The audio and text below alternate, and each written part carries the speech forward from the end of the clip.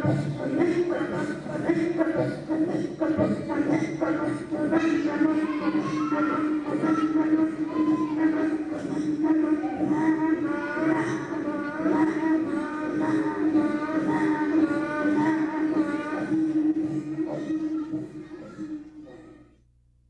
a trip like this begins, and it just takes a lot of different things to come together to know that you're going to be all right out there. So in our packs we have jackets, clothing, crampons, ice picks, space blankets, safety material, first aid kits. It takes focus and it takes a lot of energy channeled in the right place. And skiing the wild terrain, it's interesting because you get to see everybody's personality.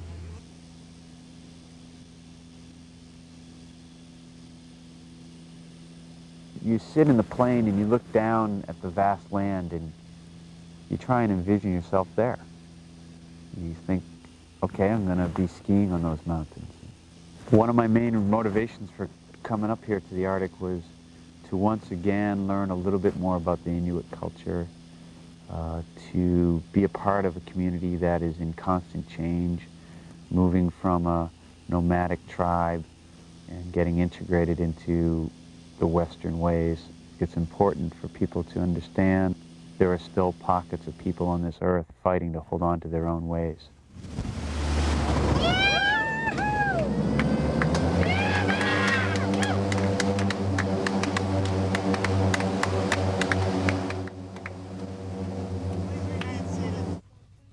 Bonjour, Quebec.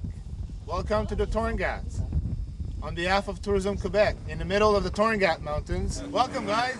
There's so much to see, and when you're here, you're not in a lodge. You're being hosted on the land with the Inuit, so you have to live their way. Here you have Inuit guides, snowmobile, hammock. It's never the same thing every day. Man, we're in the middle of a terrific country. We have to see it. We have to travel around.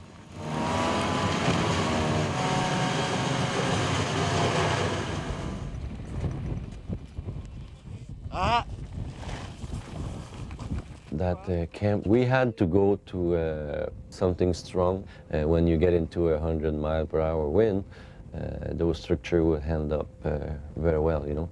Power, gas, water, everything. The solar panel, there's not really anything missing. I'm the responsible for all this, I should say. Yeah. No, I was hired actually by Daniel and another Quebecer, but since then we're two partners in there. And little magic happened. Still doing good business together. Yeah, move over one. When I was growing up, my father, he was teaching me any kind of skills that I had to learn to survive in the country.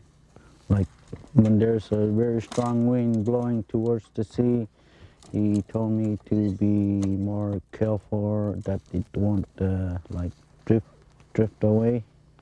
I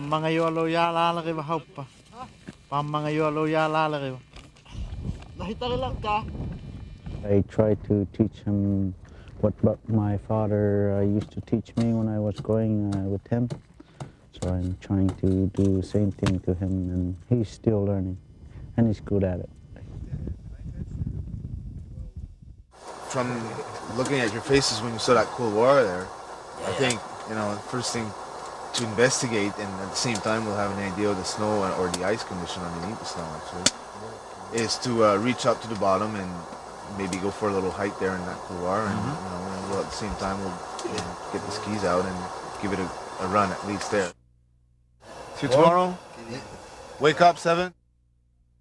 You know, just everyday travel here. When we leave the campsite to go skiing, it's a whole new adventure. Something can happen so quickly in between the ride from the camp to the area that you're going to go ski at. You know, you don't want to be left behind. When your guide takes the lead snowmobile, you want to stay fairly close to him. Yeah, dip spurs. It's a harsh environment here, really harsh. The anxiety I have about adapting to the environment. You can fall through ice. There's a lot of open water here. It's springtime, so things are starting to open up. It's crevasses, but it's not crevasses like, say, in Europe. It's crevasses of open water. For us, it's not just skiing here right now. It's a whole survival game. It's wild. It's filthy. I love it. When I saw you guys talking to each other about those couloirs here, that was my first surprise in your extremeness.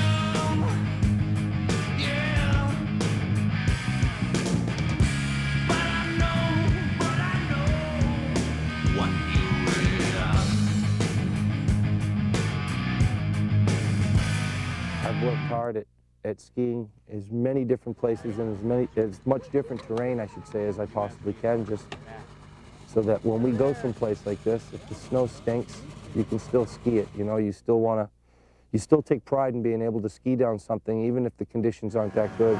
They're gonna take my home.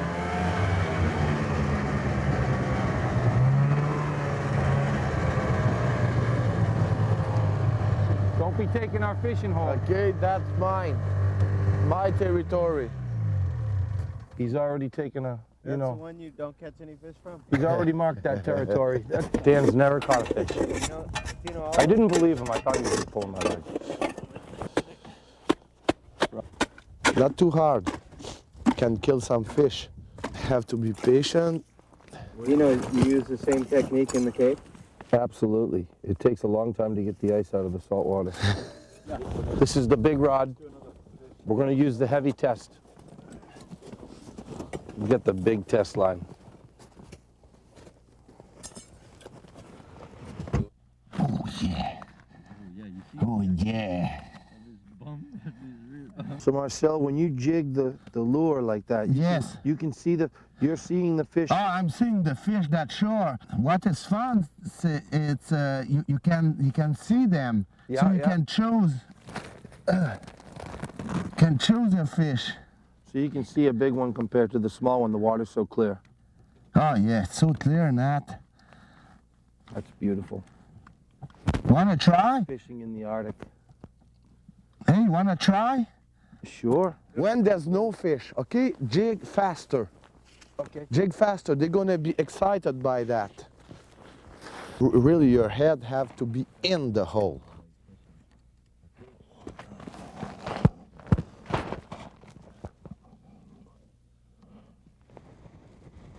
Yeah, it's spiritual, really, for me. Just kind of breaking away from the rush, you know, the rush and the bustle of the Arctic. Right. I got to go fishing to get away. I understand, Dan. So if anybody needs me, I'll be fishing. I'll be down here. Thanks for the new rod, John. Anytime, Dan. You know, it's a nice rod you got me. I made that myself. All right. If anybody's looking for me, I'm fishing. And what depth are you fishing, Dan? Yeah, I wasn't below the ice, dude. An experienced fisherman. I gotta get the hook below the ice. His first one. The man who never got a fish. Yes. Yes. Nice. Woo-hoo. Hey. Congratulations. Yeah, good. What kind of fish is it? That's an Arctic char. I got me a fish, dude. Right there, that's my fish. It's real good. The big one, huh? The big fish. You Look want the at- truth? Yeah, It's a baby one. come on. Man, there's so many fish in there. It's outrageous. I got a big one. than the lure. I got a big one. Don't let it get away. Okay, look at that baby. Caught him by his stomach. Yes, by his stomach.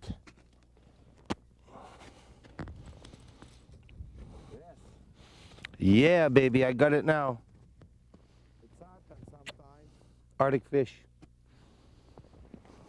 They all look pretty much the same, don't they? Part of the salmon family. Unbelievably delicious. We were still able to find right where we wanted to go, this diagonal chute that we had looked at. We can leave the equipment and get ready and do a little walking that will just warm us up before we go. Okay, it does make you warmer. We came up here for Arctic aerobics. That's what we're gonna get. Yeah. If it gets too stiff, you can always throw the crap out of them.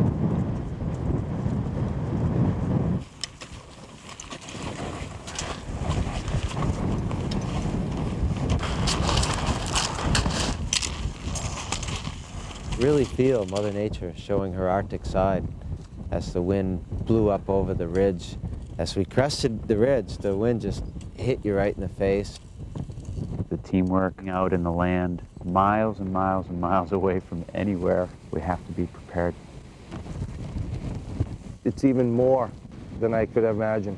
Cold, primitive, untamed. Arctic Circle 2000. Loving it.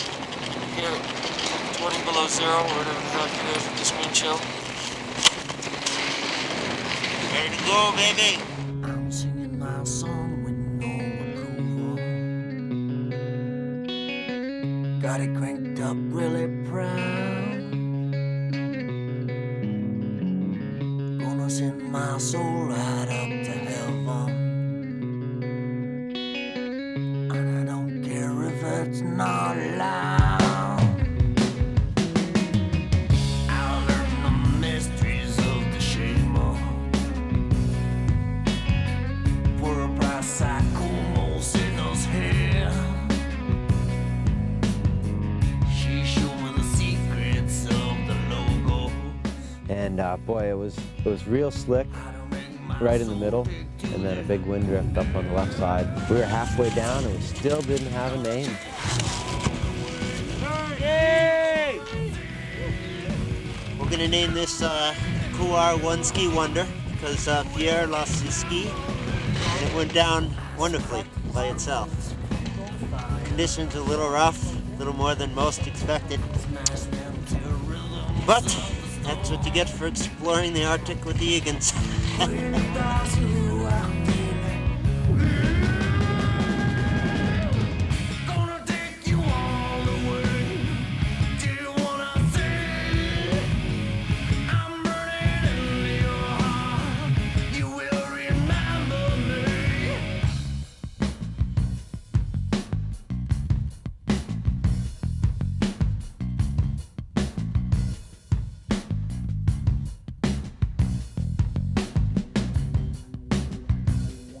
Normally the Inuits don't come up here. He said all he needed was a little motivation and he might come back after we leave. It was back to base camp, and after dinner, we opened the repair shop to get Pierre back on his skis.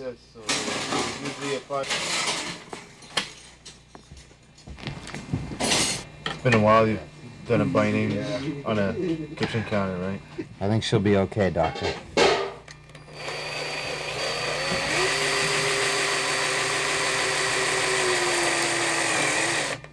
I hit the counter.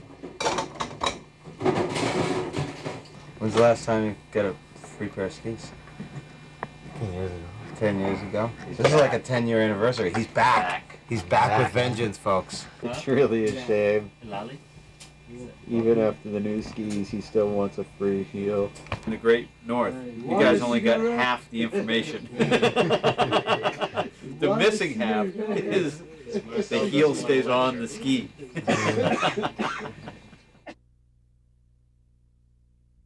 Big wilderness. I mean, it's very wild because, of course, the polar bear is the biggest one on top of that world around here. And my partner Daniel taking care of a transportation by snowmobile. Daniel always says, have a gun in your tent. A polar bear could come. We carry security guns and all that, so we don't want to have to shoot any of these, that's for sure. But it makes you feel more secure. Don't shoot that guy, huh? Daniel showed me the island off in the distance where he shot his first bear. My father woke me up very early. And he said there was a bear coming towards us, so I got up, barely had my eyes open. There it was, coming to us, and was exciting, most exciting animal I ever caught. It's fascinating. They don't become men until they kill their first polar bear, and they have respect for that bear and what that means, the give and take of life. And for them, it's an important rite of passage.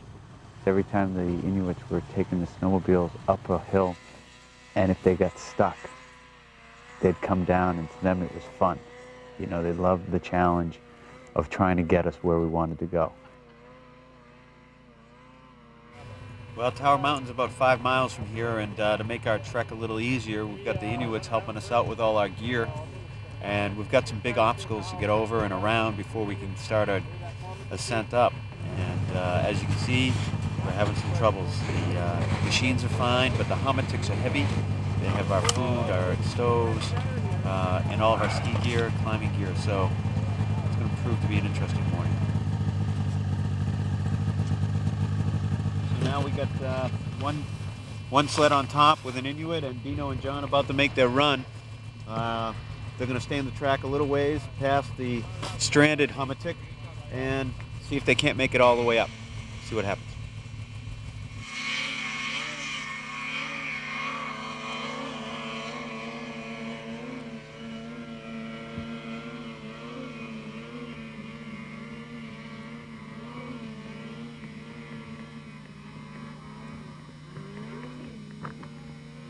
Well, John and Dean made it. It's our turn.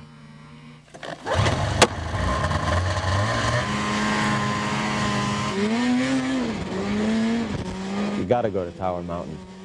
So we left in a herd of snowmobiles and headed down to Tower Mountain and camped near a little river where we could get water and see Tower Mountain right from camp.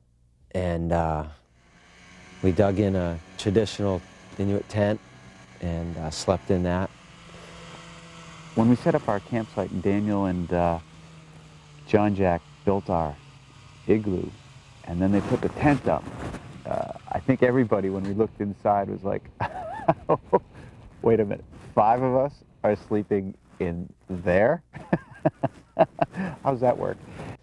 And I thought about getting up in the morning and my boots being wet, you know.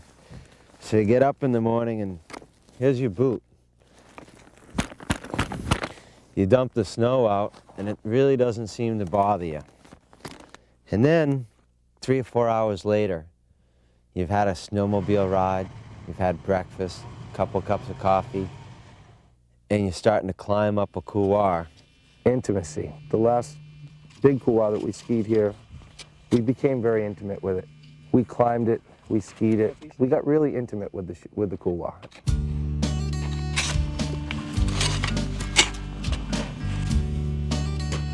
A ski link wide, a 190 wide.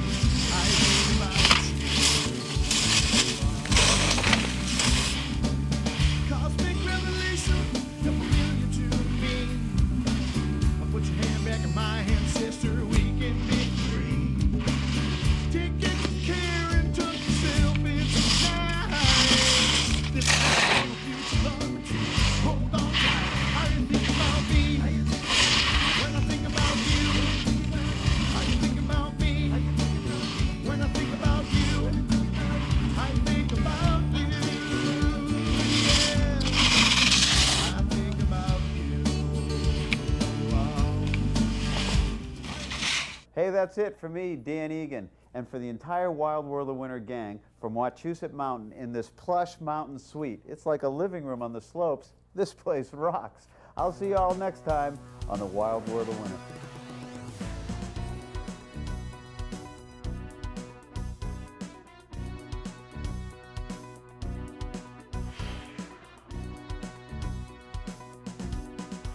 Everyone, that's all they talked about. Like, I don't know, it's not like I became a better snowboarder overnight or anything. I've like been doing tons of big contests and having good results, and then just this one thing just made everyone realize it. So, I mean, definitely helped me out.